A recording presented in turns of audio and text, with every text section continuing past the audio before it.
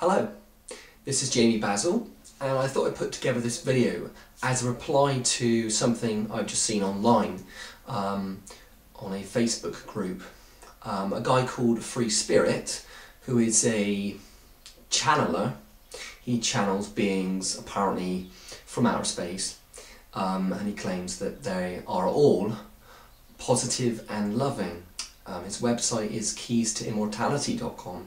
And the reason I wanted to make this video is basically as a reply to his video in which he makes these suggestions. He talks about the astral planes and how people that report negative or malevolent alien abduction experiences are actually confusing what he calls blobs of energy or astral muck and projecting onto this astral muck extraterrestrials.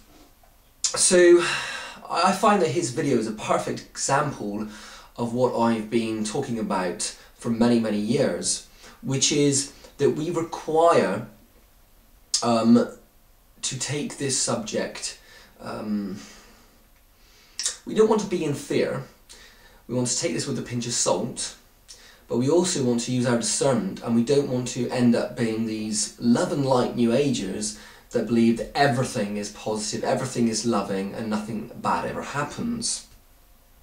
Now, by his own admission, FreeSpirit says that he's never had any negative or malevolent experiences.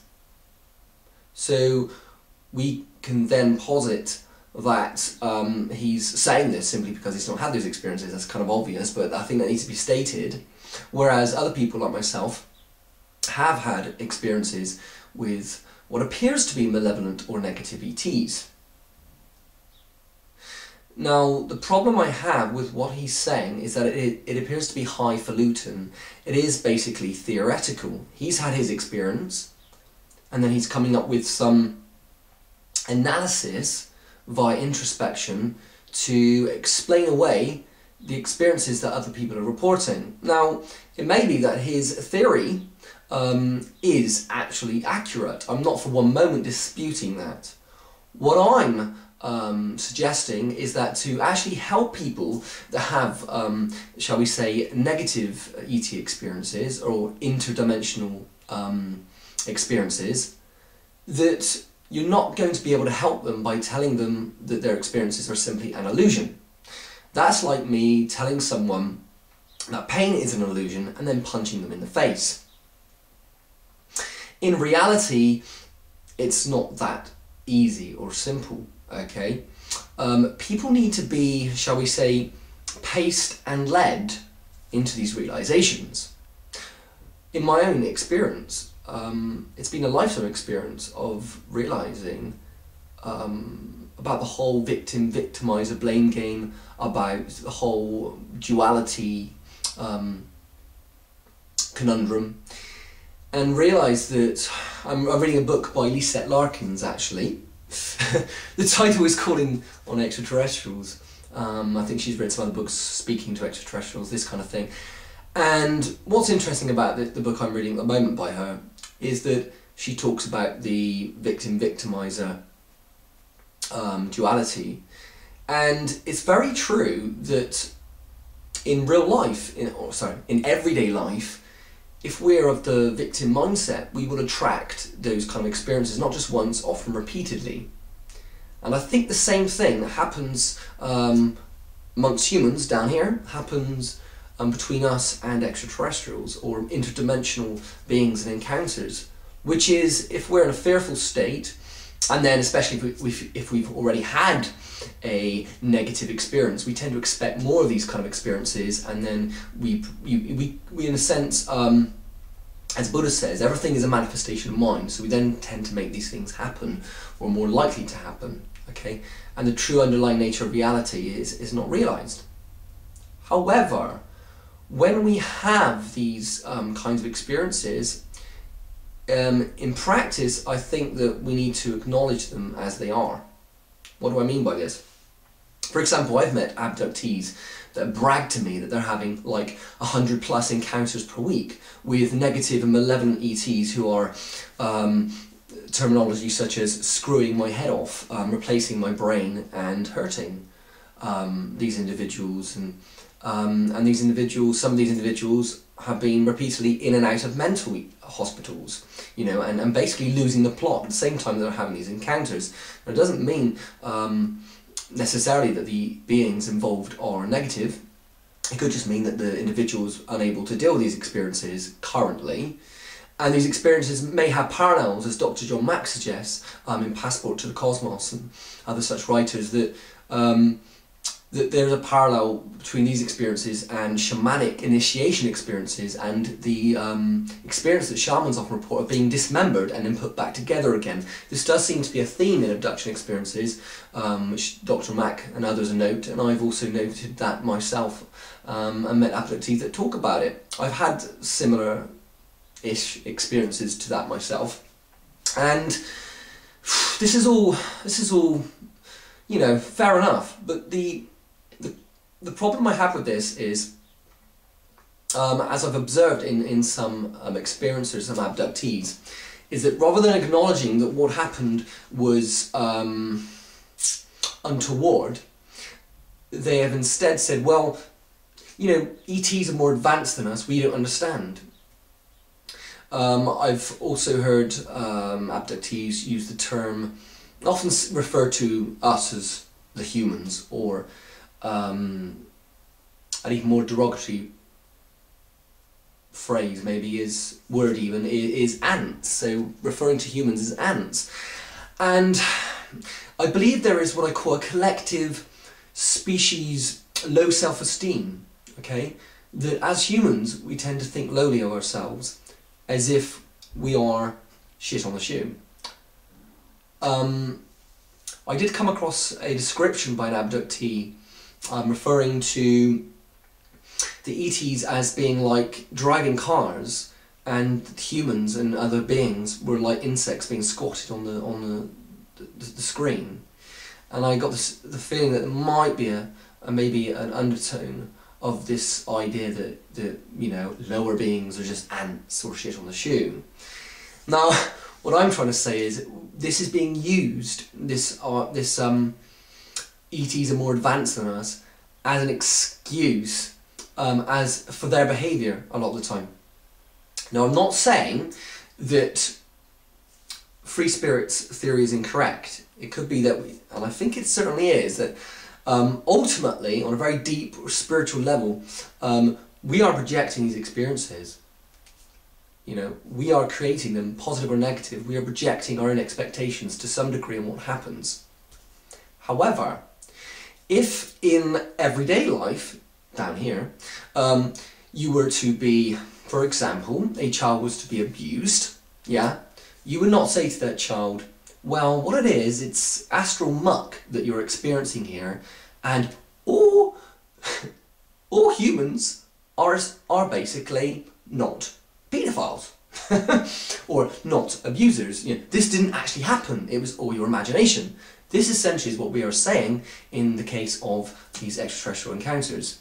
So my way of working with people and my message to people is this: that when you have these malevolent or negative experiences, things that happen that hurt you and that seem to be against your will, on one level, you know, on a deep level, it's different. But on this level, we need to acknowledge what is happening and say no. You know, just say no, kids. Basically, just say no and stand up for themselves. And I've had this in my experiences where I demanded that I asked for conscious contact, where I was not in fear and not kind of being caught by surprise. And that was in the age of, it was 1995, the age of 16, I believe. Sorry, age of 15. And that's the experience that I had. So this kind of thing is possible. But I think initially we need to acknowledge these experiences. When they happen, we need to stand up for ourselves. Okay? And then we kind of get deep with this, because the experiences, like I said, can change. And then we have the question of, is it that these beings are changing their behaviour because we're changing the way we think?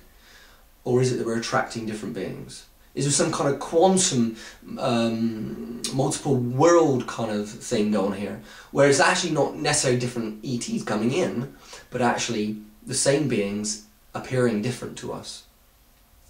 Because of course, in spirituality we talk about apparent reality, you know, and apparent reality is that basically the world appears to be this way, but that is how it appears to our eyes, our senses, but may not be what we believe it is. I think there's a danger in assuming that all extraterrestrials out there, all beings, interdimensional beings, are all positive and love and light, and this is one of the dangers with the New Age. And I think we need to start a more balanced and a more balanced debate, basically, about this question. We wouldn't say that all humans on this planet are positive or all working for the light and the love. No. So I don't see why it would be any different with extraterrestrials. Now this is a bit of a theoretical matter, because we can debate this, it's what they call exopolitics, but it's also, for many people, experiential, because in my experience, I've experienced beings that are both kind of seemingly malevolent, and then kind of somewhere in the middle, kind of neutral, and then beings that appear to be positive and benevolent. And like, I suppose, if you interact with human beings are not consistent. So let's make a distinction between advanced and spiritual. Because one of the things I've learned is that any advanced civilization, suitably advanced civilization, realises that they don't need spacecraft to space travel. There are what we could say are inner technologies, but it doesn't mean they can't even physically visit us. There is such things by location. And there is some research as well which suggests that a lot of abduction experiences, even when there's physical evidence, what appears to be physical evidence, there's marks upon the human body, that these experiences are nevertheless occurring in the astral realms, i.e. in an out-of-body kind of state. And my experiences, from what I've experienced, seem to support that notion as well. Anyway, I'm saying, you know, let's have a balanced debate. I believe that there's all sorts out there. There are beings that are no more maybe spiritually evolved than some of the beings on our own planet. You know, people running the show, and they can fly around in spacecraft and they can maybe visit somewhere else.